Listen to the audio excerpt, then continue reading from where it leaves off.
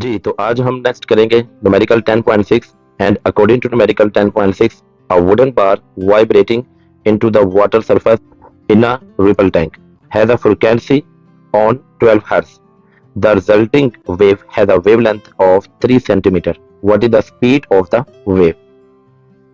अब इस न्यूमेरिकल को समझने के लिए हम इस स्केच को यूज करते हैं and according to this numerical a wooden bar vibrating into the water surface कि ये एक वुडन बार है और ये वाटर सरफेस है।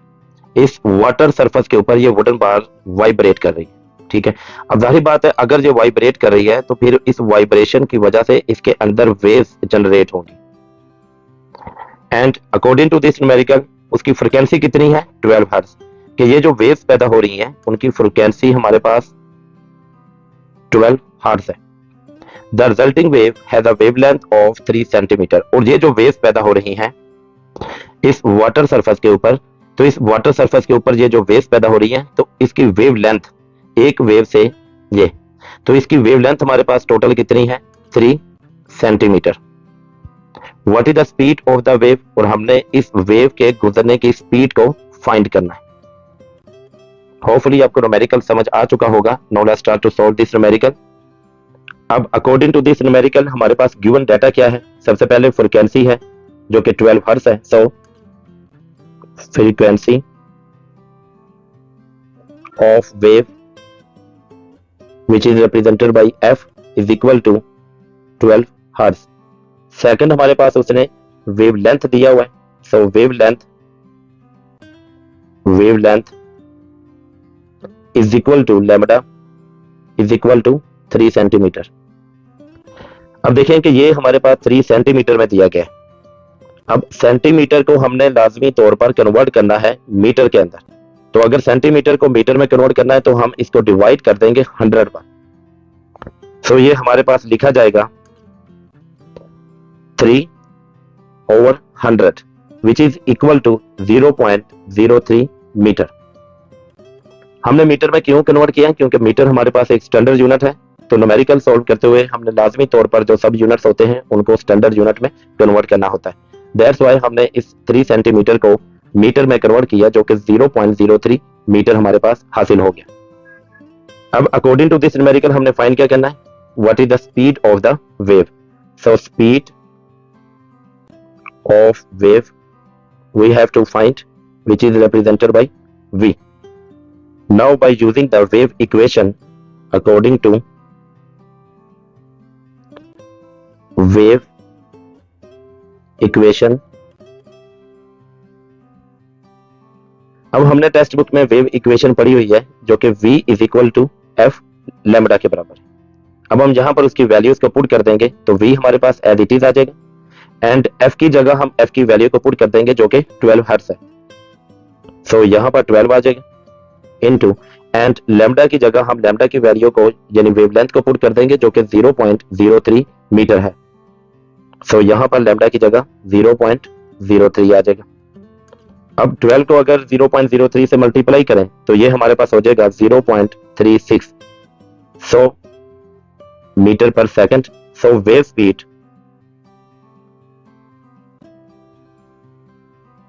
Is 0.36 metre per second. यहां तक ये न्यूमेरिकल कंप्लीट हो जाता है। Next numerical 10.7 and according to this numerical a transverse wave produced on a spring has a frequency of 190 Hz. It means कि हमारे पास ट्रांसवर्स वेव है। अब ट्रांसफर वेव क्या होती है हमने जिक्र किया हुआ पहले कि ट्रांसवर्स वेव्स वो होती हैं जिसमें जो प्रोपगेशन ऑफ वेव्स हैं एंड जो पार्टिकल ऑफ वेव्स हैं वो एक दूसरे के परपेंडिकुलर हो, यानी पार्टिकल्स ऑफ वेव्स ये उसके पार्टिकल्स ऑफ वेव्स हैं एंड ये उसकी प्रोपगेशन है। प्रोपगेशन मतलब जो उसका ट्रांसफॉर्मेशन है कि वो आगे ट्रांसफर हो रहा है, प्रोपगेशन। अब उसकी जो प्रोपगेशन है वो और जो मीडियम्स के पार्टिकल हैं ये एक दूसरे के क्या होंगे परपेंडिकुलर, तो ऐसी वेव्स को हम क्या कहते हैं ट्रांसवर्स वेव। Transverse wave. अब इन ट्रांसफर वेव का वो बयान कर रहा है कि उसकी जो फ्रीक्वेंसी है यानी आगे जो वो फ्रीक्वेंसी के साथ ट्रांसफर हो रहे हैं उसकी फ्रीक्वेंसी हमारे पास 190 हर्ट्ज है and travel along the length of spring of 90 meter और ये जो स्प्रिंग है जिसके साथ ये ट्रेवल कर रहे हैं उसकी लेंथ हमारे पास कितनी है, 90 मीटर। इट मीन्स कि ये जो वेव्स एक पॉइंट से स्टार्ट होकर आगे प्रोपागेट हो रही है, तो इस स्प्रिंग के आगे जो प्रोपागेशन है वो टोटल उसकी 90 मीटर तक है। तो लिहाजा इसका जो डिस्टेंस है वो भी 90 मीटर होगा, क्योंकि अगर स्प्रिंग की लेंथ हमारे पास टोटल 90 मीटर है तो यहां तक ही टोटल वेव पैदा हो रही है। जैसा उसने कहा travel along the length of the spring, कि स्प्रिंग की लेंथ के मुताबिक वो ट्रेवल कर रहा है और वो कितना है, 90 मीटर। सो यहां पर हमारे पास एक स्प्रिंग के स्टार्टिंग पॉइंट से आखिरी पॉइंट तक देखें तो उसकी लेंथ हमारे पास कितनी है, टोटल 90 मीटर। अगर लेंथ 90 मीटर है तो जो distance travel by a wave, के जो वेव्स अपना डिस्टेंस ट्रेवल कर रही है वो भी कितना होगा, 90 मीटर होगा। और कितने टाइम के अंदर, 0.5 सेकंड। सो हमारे पास यहां से लेकर यहां तक वेव्स को ट्रांसफर होने में जो टाइम दरकार है, जो टाइम लग रहा है, टाइम टेकन, जितना टाइम उसको लग रहा है वो टोटल कितना लग रहा है, 0.5 सेकंड। सो ये हमारे पास स्मॉल टी होगा, which is not the time period. Time period एक वेव का होता है, लेकिन यहाँ पर एक वेव्स आगे ट्रांसफर होती चली जा रही हैं, तो टोटल एक पॉइंट से दूसरे पॉइंट तक जाने में जो वो 90 मीटर का डिस्टेंस ट्रेवल करके यहाँ तक पहुंच रही है, तो उसको जो टाइम लग रहा है वो 0.5 सेकंड का लग रहा है। होपफुली आपको न्यूमेरिकल समझ आ चुका होगा कि हमारे पास उसने क्या बयान किया है, एंड उसके मुताबिक वो कह रहा है what is the period of wave. Period of means कि आपने इसका टाइम पीरियड फाइंड करना है, and what is the speed of waves, कि आपने इसकी स्पीड v फाइंड करनी है, and what is the wave length of the wave, और आपने उसकी वेव लेंथ को फाइंड करना है। Now let's start to solve this numerical.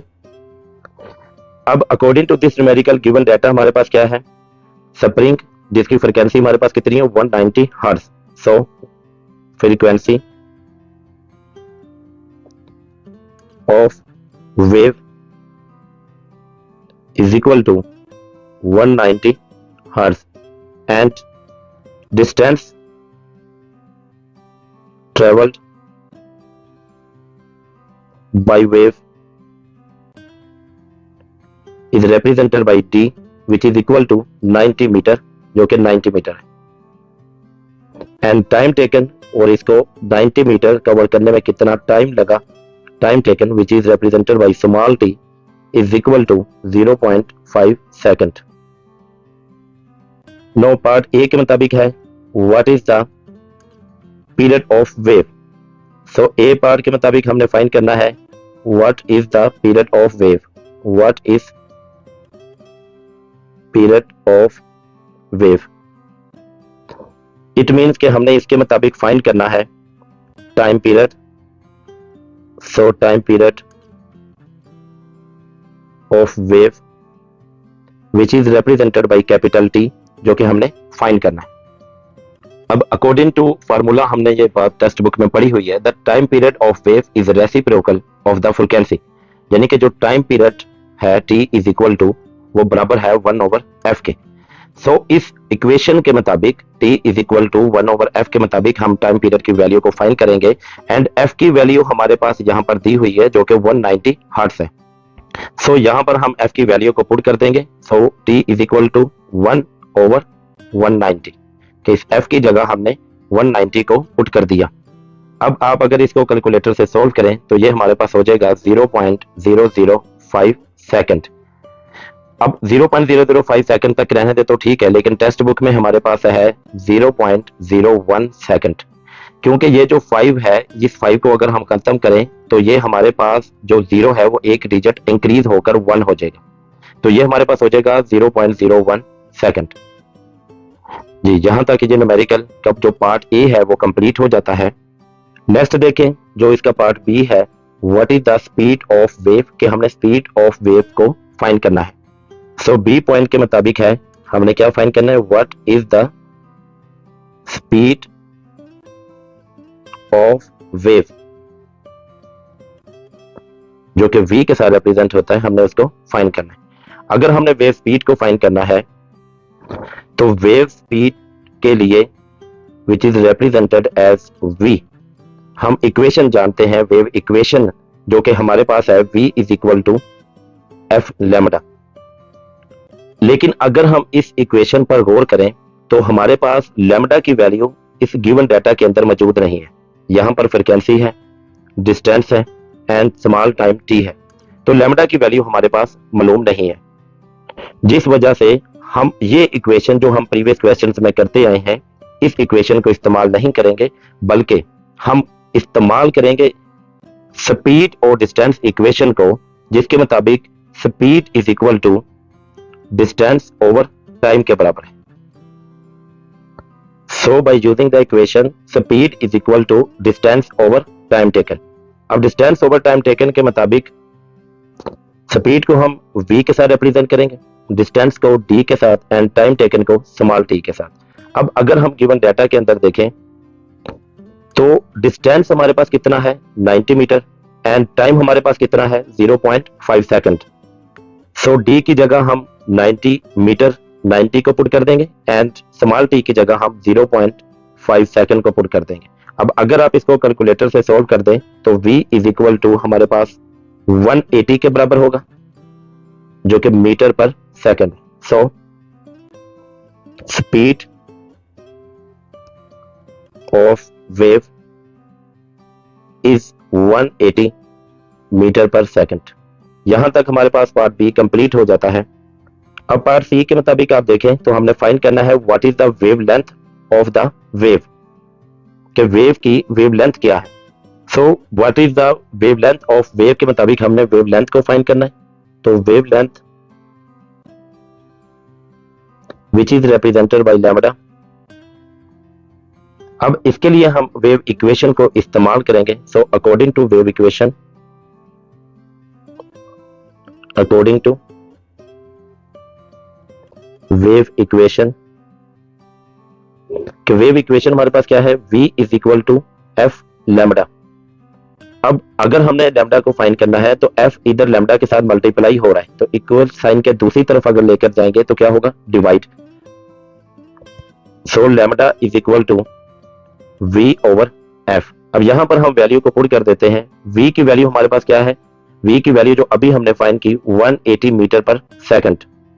So v is equal to 180 हमारे पास आ जाएगा।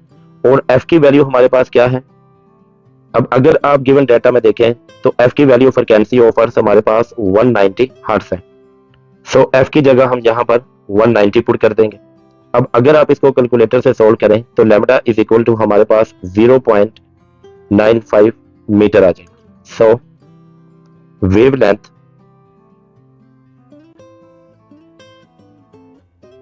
Of wave is 0.95. Next, numerical 10.8, and according to numerical 10.8 is that the water waves in a shallow dish are 6 centimeter long। कि ये एक हमारे पास shallow dish है, ठीक है, ये हमारे पास क्या है, एक शैलो डिश।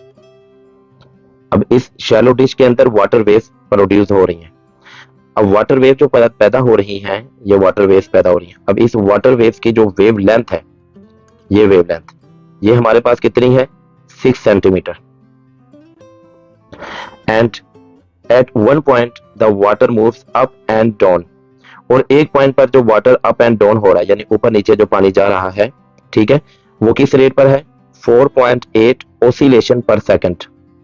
ओसिलेशन पर सेकंड मींस आप ये सिंपल कह लें कि वाइब्रेशन पर सेकंड, वाइब्रेशन पर सेकंड, कि एक सेकंड के अंदर उसकी कितनी वाइब्रेशंस पैदा हो रही है, एक सेकंड के अंदर उसके अंदर 4.8 वाइब्रेशन पैदा हो रही है। तो लिहाजा जो ओसिलेशन पर सेकंड है वो हमारे पास है 4.8। अब ओसिलेशन पर सेकंड या वाइब्रेशन पर सेकंड इज कॉल्ड फ्रीक्वेंसी। हम इसको क्या कहते हैं, फ्रीक्वेंसी कहते हैं। सो इस वाटर वेव को, ये जो वाटर वेव्स हैं जो इस शैलो डिश के अंदर प्रोड्यूस हो रही हैं, उसकी फ्रीक्वेंसी कितनी है, उसकी फ्रीक्वेंसी 4.8 हर्ट्ज है। ठीक है, ये बात आपको समझ आ गई कि जो ओसिलेशन पर सेकंड है, ओसिलेशन पर सेकंड मींस कि उसकी वाइब्रेशन पर सेकंड, कि एक सेकंड के अंदर कितनी वाइब्रेशंस पैदा हो रही हैं, कितनी उसके अंदर वेव्स प्रोड्यूस हो रही हैं। तो लिहाजा वो हमारे पास है 4.8। तो 4.8 हमारे पास फ्रीक्वेंसी होगी विच रिप्रेजेंटेड बाय 4.8 हर्ट्ज फ्रीक्वेंसी इस वेव्स की, जो इस शैलो डिश के अंदर प्रोड्यूस हो रही हैं। देन हमने फाइंड क्या करना है, फाइंड हमने करना है what is the speed of water waves, कि ये जो वेव्स शैलो डिश के अंदर पैदा हो रही हैं उसकी स्पीड क्या है, एक तो हमने ये फाइंड करना है।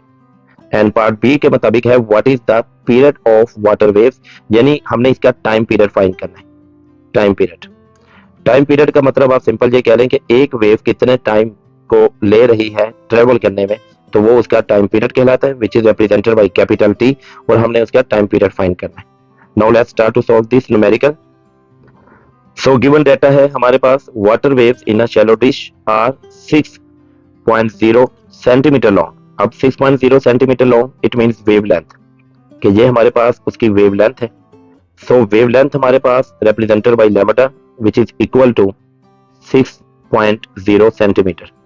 अब हमने इस सेंटीमीटर को मीटर में कन्वर्ट करना है, और सेंटीमीटर को मीटर में कन्वर्ट करने के लिए हम किस पर डिवाइड करेंगे, 100 पर। So lambda is equal to 6/100 which is equal to 0.06 meter. Next है, at one point the water moves up and down at the rate of 4.8 oscillation per second. So इसकी हमारे पास जो फ्रीक्वेंसी है oscillation per second के लिहाज से वो हमारे पास कितनी है, वो हमारे पास है 4.8 हर्ट्ज। नो, अब ए पार्ट हमारे पास क्या है, what is the speed of water waves. तो सबसे पहले हमने ए के मुताबिक क्या फाइंड करना है, what is the speed of water waves. So speed of water waves को फाइंड करने के लिए हम वेव इक्वेशन को इस्तेमाल करेंगे। So according to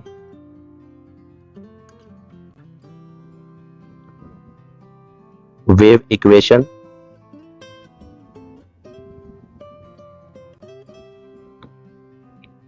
v is equal to F lambda. ठीक है, ये हमारे पास वेव इक्वेशन है जो कि v is equal to F lambda के बराबर है। अब v के हम इसी तरफ रहने देंगे एंड f की जगह हम f की वैल्यू को पुट कर देंगे जो कि 4.8 हर्ट्ज है। तो यहां पर f की जगह 4.8 आ जाएगा एंड मल्टीप्लाई एंड लैम्डा की जगह हम 0.06 मीटर की वैल्यू को पुट कर देंगे। सो लैम्डा की जगह 0.06। अब अगर हम इन दोनों को आपस में कैलकुलेटर से मल्टीप्लाई करें तो ये हमारे पास हो जाएगा 0.29 metre per second. So wave speed is 0.29 metre per second. Next point B है हमारे पास, what is the period of water waves, यानी कि हमने इसका टाइम पीरियड को फाइंड करना है। सो बी पॉइंट है हमारे पास, what is the period of water waves. It means हमने क्या फाइंड करना है, time period of water waves. अब time period of water wave को फाइंड करने के लिए हमारे पास फार्मूला है कि जो टाइम पीरियड है इज रेसिप्रोकल टू फ्रीक्वेंसी, कि time period is reciprocal to frequency या frequency is reciprocal to time period. ठीक है, so by using T is equal to 1/f। अब यहां पर स्टेटमेंट भी लिख सकते हैं as time period is reciprocal to frequency।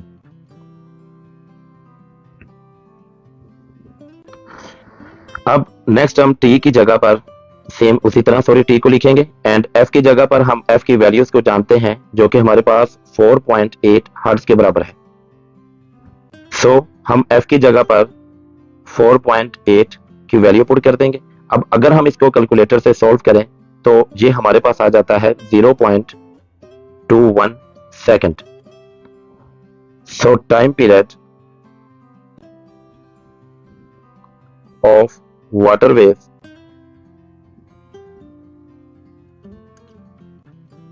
Is 0.21 second. यहां तक हमारे पास 10.8 न्यूमेरिकल कंप्लीट हो जाता है। नेक्स्ट न्यूमेरिकल है हमारे पास 10.9 and according to numerical 10.9 is that at one end of a ripple tank is 80 centimeter across. It means कि ये एक हमारे पास रिपल टैंक है और इस रिपल टैंक के एक सिरे से दूसरे सिरे तक जो हमारे पास लेंथ है, वो लेंथ हमारे पास कितनी है? 80 सेंटीमीटर। अगर ये 80 सेंटीमीटर लेंथ है तो इसका मतलब कि जो डिस्टेंस है, डिस्टेंस ट्रेवल्ड बाय वेव्स, वो भी हमारे पास कितना होगा? 80 सेंटीमीटर। ये बात आपको समझ आई कि अगर वेव्स इस रिपल टैंक के अंदर प्रोड्यूस होंगी तो वो एक सिरे से दूसरे सिरे तक जब जाएंगी तो वो कितना डिस्टेंस कवर करेंगी? वो इतना ही डिस्टेंस कवर करेंगी जितनी के इसकी लेंथ है इस रिपल टैंक की, ठीक है। तो लिहाजा इसकी लेंथ कितनी है? 80 सेंटीमीटर। तो इसका मतलब कि जो वेव्स ट्रेवल करेंगी वो भी कितनी होगी? 80 सेंटीमीटर।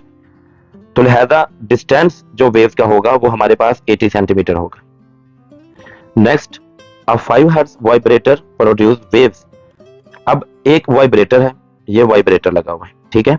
ये क्या है? वाइब्रेटर। अब ये जो वाइब्रेटर है ये इसके अंदर वेव्स को प्रोड्यूस कर रहा है। क्या कर रहा है? वेव्स को प्रोड्यूस कर रहा है। अब जो वेव्स को वो प्रोड्यूस कर रहा है वो कितनी फ्रीक्वेंसी से प्रोड्यूस कर रहा है? वो 5 हर्ट्ज के फ्रीक्वेंसी से प्रोड्यूस कर रहा है।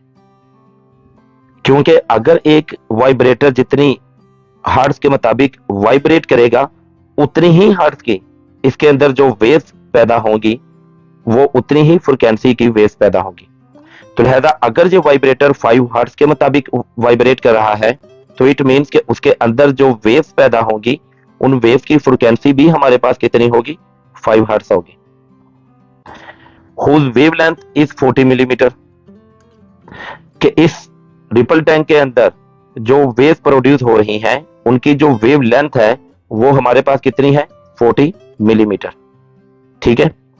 Next, find the time the waves need to cross the tank. अब हमने वो टाइम मालूम करना है कि अगर एक सिरे से दूसरे सिरे तक जाने में, यानी टोटल हमारे पास हम जानते हैं कि ये जो डिस्टेंस है जो वेव ट्रेवल करेगी या ये जो लेंथ है इस रिपल टैंक की, ये हमारे पास कितनी है? 80 सेंटीमीटर। तो 80 सेंटीमीटर तक वेव को इस पॉइंट से इस पॉइंट तक आने में कितना टाइम लगेगा, तो इसको कितना टाइम रिक्वायर्ड होगा वो हमने फाइंड करना है। तो यहां पर एक बात आप अपने जहन में रख लें कि ये टाइम पीरियड नहीं है, क्योंकि टाइम पीरियड बेसिकली क्या होता है कि एक वेव जो प्रोड्यूस हो रही है तो वो एक वेव कितने टाइम के अंदर प्रोड्यूस होती है वो उसका टाइम पीरियड होता है। लेकिन यहां पर यह है कि एक पॉइंट से दूसरे पॉइंट तक आने में उसको कितना टाइम लगेगा, यानी टोटल हमारे पास अगर डिस्टेंस 80 सेंटीमीटर है तो 80 सेंटीमीटर तक 5 हर्ट्ज फ्रीक्वेंसी के साथ 5 हर्ट्ज फ्रीक्वेंसी के साथ हमारे पास आने में यहां से यहां तक इसको कितना टाइम लगेगा, हमने वो टाइम फाइंड करना है, ठीक है। तो इसको हम रिप्रेजेंट करेंगे स्मॉल टी के साथ कि ये हमारे पास स्मॉल टी है यानी टाइम है, ये टाइम पीरियड नहीं है। मैं फिर रिपीट कर दूं कि टाइम पीरियड बेसिकली हमारे पास क्या होता है? टाइम पीरियड हमारे पास होता है कि एक वेव जो प्रोड्यूस हो रही है उस एक वेव को प्रोड्यूस होने में कितना टाइम लगता है वो हमारे पास टाइम पीरियड कहलाता है। लेकिन यहां पर बहुत सारी वेव्स हैं जो चलती जा रही है जो कि फ्रीक्वेंसी 5 हर्ट्ज के साथ है और जो डिस्टेंस कवर करेंगी वो 80 सेंटीमीटर होगा। तो 80 सेंटीमीटर तक वेव्स को ट्रेवल करते हुए यहां तक कितना टाइम लगेगा, that's we have to find. So इस न्यूमेरिकल के अंदर हमारे पास कुल 4 चीजें हैं। एक डिस्टेंस है जो 80 सेंटीमीटर है, एक फ्रीक्वेंसी है जो कि 5 हर्ट्ज है, एक वेवलेंथ लैम्बडा है जो कि 40 मिलीमीटर है, एंड फोर्थ हमने फाइंड करना है टाइम टेकन टी। अब टाइम टेकन टी के लिहाज से हमारे पास फार्मूला हम जो इस्तेमाल करेंगे वो होगा v is equal to d over t, and t इधर डिवाइड हो रहा है तो इधर आके इससे क्या होगा? मल्टीप्लाई। तो ये हमारे पास हो जाएगा v into t is equal to d, and t इसी तरफ रहने दें तो v अगर इधर मल्टीप्लाई हो रहा है तो इधर आके क्या होगा? डिवाइड। तो ये हमारे पास फार्मूला होगा टाइम को मालूम करने का जो कि t is equal to d over v यानी डिस्टेंस ओवर स्पीड होगा। अब यहां पर यह बात है कि हमारे पास स्पीड फाइंड नहीं है, यानी हमने देखा कि जो फार्मूला है t is equal to d over v, लेकिन v हमारे पास फाइंड नहीं है। डिस्टेंस तो हमारे पास है जो कि 80 सेंटीमीटर है, लेकिन हमारे पास स्पीड जो है उसकी वेव की वो फाइंड नहीं है। तो इसकी स्पीड फाइंड करने के लिए हम क्या करेंगे? हम फार्मूला इस्तेमाल करेंगे वेव इक्वेशन का जो कि v is equal to f lambda के बराबर है। ठीक है, होपफुली न्यूमेरिकल आपको समझ आ चुका है. So we have to start this numerical, how to solve this. अब अकॉर्डिंग टू दिस न्यूमेरिकल हमारे पास जो गिवन डाटा है, at one end of ripple tank is 80 centimetre across. It means कि हमारे पास जो डिस्टेंस है, distance is equal to t is equal to 80 centimetre. अब यहां पर यह बात काबिल गौर है कि सेंटीमीटर को हमने किस में कन्वर्ट करना है, मीटर के अंदर. अब सेंटीमीटर को अगर मीटर में कन्वर्ट करना है तो हम इस पर 100 पर डिवाइड कर देंगे. सो ये हमारे पास लिखा जाएगा 80 over 100 which is equal to 0.8 metre. Next है अब 5 हर्ट्ज वाइब्रेटर प्रोड्यूस वेव. तो इसका मतलब कि इसकी जो फ्रीक्वेंसी है वो हमारे पास क्या है, frequency f is equal to 5 hertz. Next whose wavelength is 40 millimetre. It means कि उसकी जो वेवलेंथ है, wavelength which is represented by lambda is 40 millimetre. अब हमने मिलीमीटर को भी मीटर में कन्वर्ट करना है, यानी ये मिली है, ठीक है, इसको हमने किस में कन्वर्ट करना है, मीटर के अंदर कन्वर्ट करना है. सो मिलीमीटर को अगर मीटर में कन्वर्ट करना है तो हम इसको किस पर डिवाइड करेंगे, 40 को 1000 पर. ठीक है, कि हम 40 को डिवाइड करेंगे 1000 पर. So lambda is equal to 40 over 1000 which is equal to 0.04 metre. Next है हमारे पास कि find the time the wave needs to cross the tank. It means कि हमने यहां पर टाइम टेकन फाइंड करना है. Time taken small t. So to find time using formula. अब हमारे पास जो फार्मूला है वो क्या है, v is equal to distance over time. अब ये जो t है वो इधर डिवाइड हो रहा है तो इस तरफ आकर क्या होगा, मल्टीप्लाई. सो ये हमारे पास हो जाएगा v into t is equal to d. अब v जो है वो t के साथ मल्टीप्लाई हो रहा है तो इक्वल के इस तरफ आकर d पर क्या होगा, डिवाइड होगा. So t is equal to d over v. अब हमारे पास v फाइंड नहीं है, ये हमने पहले भी आपको बता चुके हैं कि v हमारे पास मौजूद नहीं है. सो टू फाइंड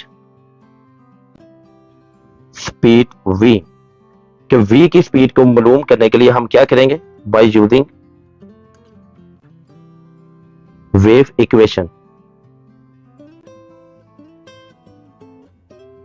हम वेव इक्वेशन को इस्तेमाल करेंगे जो कि है हमारे पास v is equal to F lambda.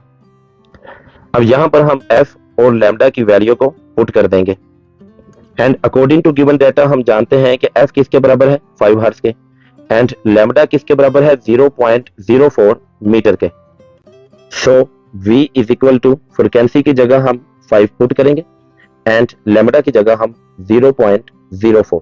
अब अगर इन दोनों को आपस में मल्टीप्लाई करें तो ये हमारे पास हो जाता है 0.2 मीटर पर सेकंड. अब देखें कि हमारे पास v की वैल्यू आ चुकी है. अब इस v की वैल्यू को हम इस इक्वेशन के अंदर अगर पुट करें तो इसके जरिए हम फिर t की वैल्यू को फाइंड कर सकते हैं. सो टू फाइंड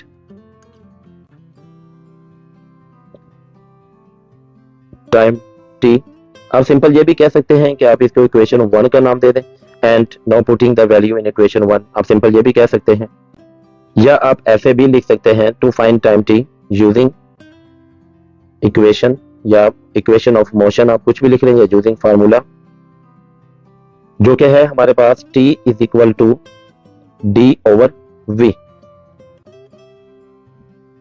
अब d की वैल्यू हमारे पास मौजूद है, d यहां पर हमारे पास गिवन डाटा के अंदर दिया हुआ था जो कि 0.8 मीटर है.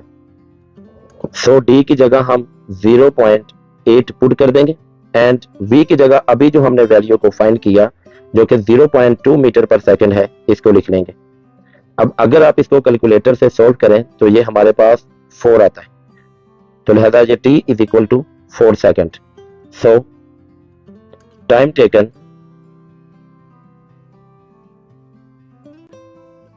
Bye wave to cross the ripple tank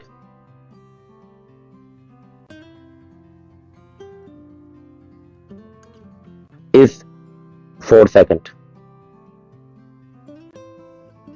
यहां तक हमारे पास न्यूमेरिकल कंप्लीट हो जाता है। नेक्स्ट न्यूमेरिकल है 10.10। अब according to 10.10 numerical, what is the wavelength of the radio waves. It means कि पहली बात तो ये कि हमने वेवलेंथ को फाइंड करना है जो कि रेडियो वेव्स हैं transmitted by an FM station at 90 megahertz.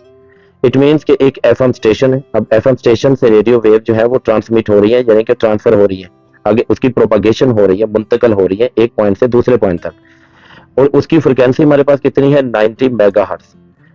90 megahertz. अब मेगा हमारे पास क्या है, उसने टेक्स्ट बुक में आगे बयान कर दिया, where 1 mega is equal to 10 raise to power 6।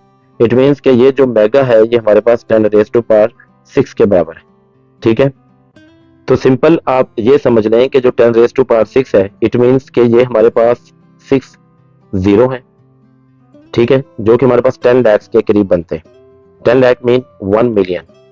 ठीक है, तो लिहाजा ये हमारे पास, इसको हम कहते हैं 10 raise to power 6 which is equal to mega, और जो कि हमारे पास मेगा कहलाते हैं।